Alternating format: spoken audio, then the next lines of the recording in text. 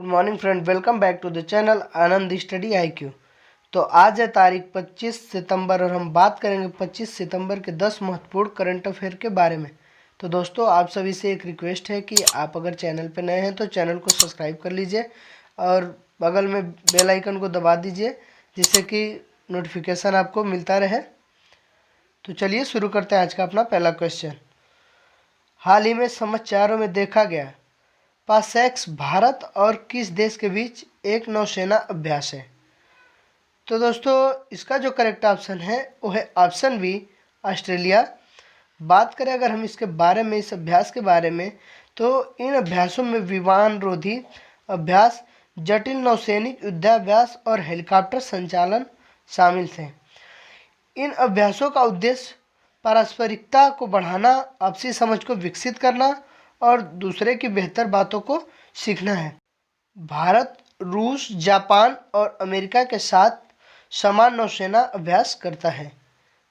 तो next question है, हाल ही में किस देश ने लेजर निर्देशित एंटी टैंक मिसाइल का सफल परीक्षण किया है? तो इसका करेक्ट ऑप्शन हो जाएगा ऑप्शन ए, भारत।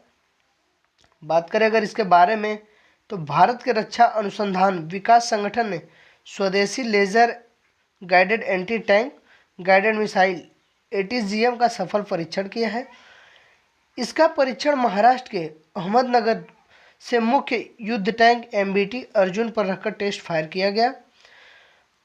और एक बात ये भी जान लीजिए, यह भारतीय सेना की मारक क्षमता को बढ़ाएगा जिसकी LOC और LAC के पार मौजूदा सीमा तनाव में अत्यधिक आवश्यकता है।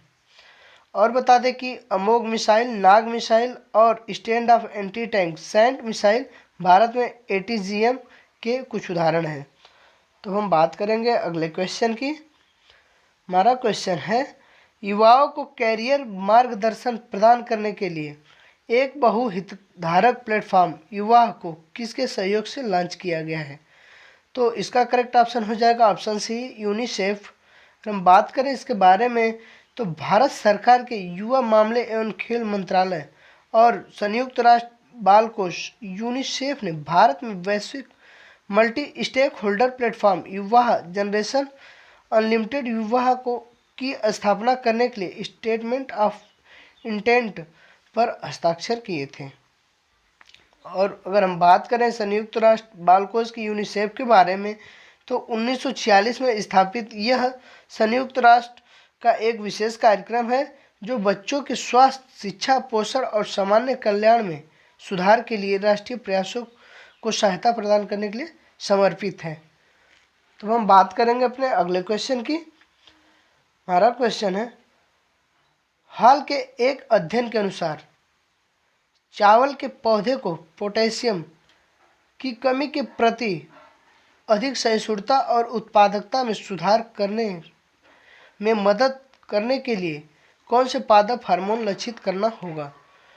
तो इसका जो करेक्ट ऑप्शन है वो है ऑप्शन बी, जैस्मोनेट। अगर हम बात करें इसके बारे में, तो national institute of plant genome research NIPGR नई दिल्ली के एक हालिया अध्ययन ने सुझाव दिया कि हार्मोन जैस्मोनेट JA को लक्षित करने से चावल के पौधे को पोटेशियम की कमी के प्रति अधिक सहिष्णुता होगी एवं चावल उत्पादकता में सुधार होगा। हम बात करें अगर जैस्मोनेट के बारे में, तो जैस्मोनेट अक्सर पौधों की रक्षा के साथ साथ जैविक कारकों जैसे कीट और अन्य रोगजनकों से रक्षा करता है। OSJAZ9 नामक जीन के ओवर एक्सप्रेशन ने चावल के पौधे को पोटेशियम की कमी के प्रति अधिक सहिष्णु बनाने में मदद की। अगर हम बात करें पोटेशियम की कमी से होने वाले समस्या की, तो यह जड़ों और अंकुरों की वृद्धि को रोककर पौधे को प्रभावित करता है। हमारा नेक्स्ट क्वेश्चन है, प्रमुख बंदरगाह प्राधिकरण विधेयक 2020 द्वारा निम्नलिखित में से कौन सा प्रस्तावित नहीं है? तो दोस्तों, इसका जो करेक्ट ऑप्शन है वो है ऑप्शन डी, ए बोर्ड मौजूदा पोर्ट ट्रस्टों की जगह नहीं लेंगे, यही इसका करेक्ट ऑप्शन है। अगर हम बात करें इसके बारे में कि बोर्ड में शामिल कौन कौन लोग होंगे, तो इसमें अध्यक्ष शामिल होंगे, संबंधित राज्य सरकारों के सदस्य शामिल होंगे तथा रक्षा मंत्रालय, रेलवे मंत्रालय और सीमा शुल्क विभाग के प्रतिनिधि होंगे और केंद्र सरकार द्वारा बोर्ड के अध्यक्ष की नियुक्ति की जानी है। तो अगर हम बात करें इसके बारे में तो यह विशाखापत्तनम, मुंबई, कोलकाता, कांडला, जवाहरलाल नेहरू पोर्ट, कांडला, चेन्नई, कोचीन जैसे 12 प्रमुख बंदरगाहों को स्वायत्तता प्रदान करेगा। यह प्रमुख बंदरगाह ट्रस्ट अधिनियम 1963 की जगह लेगा।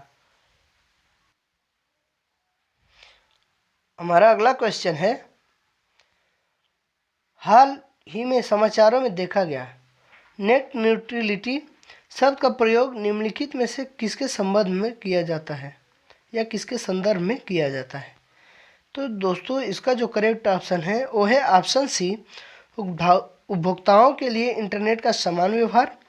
और हम बात करें नेट न्यूट्रलिटी के बारे में तो नेट न्यूट्रलिटी का अर्थ है कि इसमें सरकारें और इंटरनेट सेवा प्रदाता इंटरनेट पर सभी डेटा के लिए एक समान व्यवहार करते हैं तथा उपभोक्ताओं से उच्च गुणवत्ता युक्त सेवा के लिए अथवा कुछ वेबसाइटों को प्राथमिकता देने के लिए भिन्न शुल्क देना पड़ता है।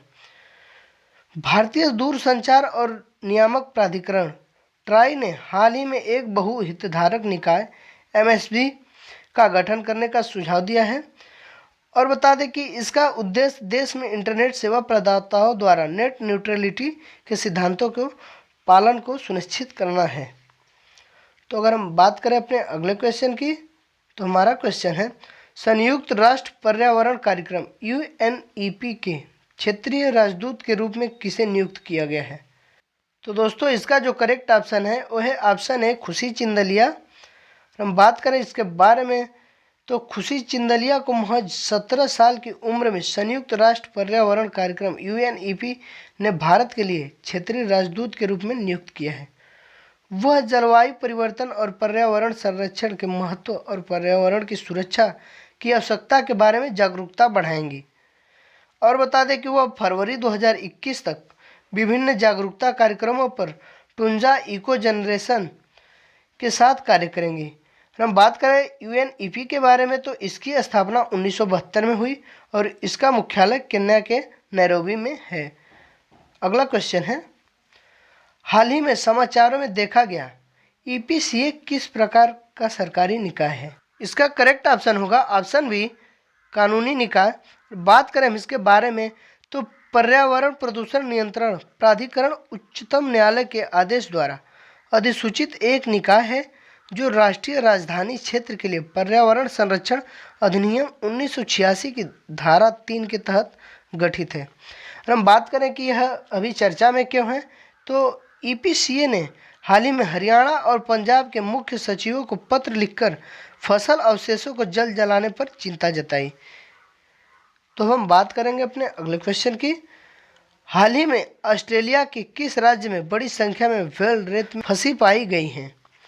तो इसका जो करेक्ट ऑप्शन है वो है ऑप्शन सी, तस्मानिया में।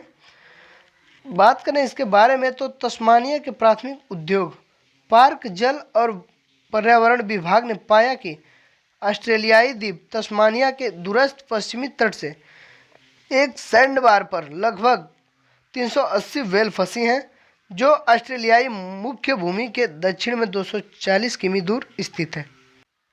और बता दें कि ऐसा प्रतीत होता है कि पायलट व्हेल माने जाने वाले कम से कम 25 जानवरों की पहले ही मौत हो चुकी है। पायलट व्हेल समुद्री डॉल्फिन की एक प्रजाति है जो 7 मीटर 23 फीट लंबी होती है और इनका वजन 3 टन तक हो सकता है। बात करेंगे अपने अगले क्वेश्चन की जो कि होगा आज का लास्ट क्वेश्चन।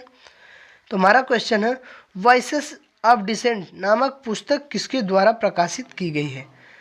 तो दोस्तों इसका जो करेक्ट ऑप्शन है वो है ऑप्शन ए, रोमिला थापर। अगर हम बात करें इनके बारे में, प्रसिद्ध भारतीय इतिहासकार रोमिला थापर ने अपनी नई पुस्तक वॉइसेस ऑफ डिसेंट प्रकाशित की। इस पुस्तक को पेंगुइन रैंडम हाउस इंडिया और सिंगल बुक्स द्वारा संयुक्त रूप से प्रकाशित किया गया है। और बता दें कि उन्हें दिसंबर 2008 में क्ल्यूग पुरस्कार और 2005 में पद्म भूषण से सम्मानित किया जा चुका है।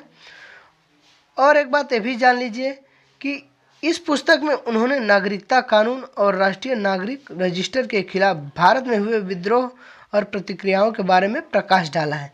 तो दोस्तों ये थे आज के हमारे 10 महत्वपूर्ण करंट अफेयर। तो इसी के साथ वीडियो को यहीं पे करते हैं समाप्त। अगर आपको हमारे द्वारा दी गई जानकारी पसंद आती है तो वीडियो को लाइक कीजिए और अपने दोस्तों के साथ शेयर कीजिए।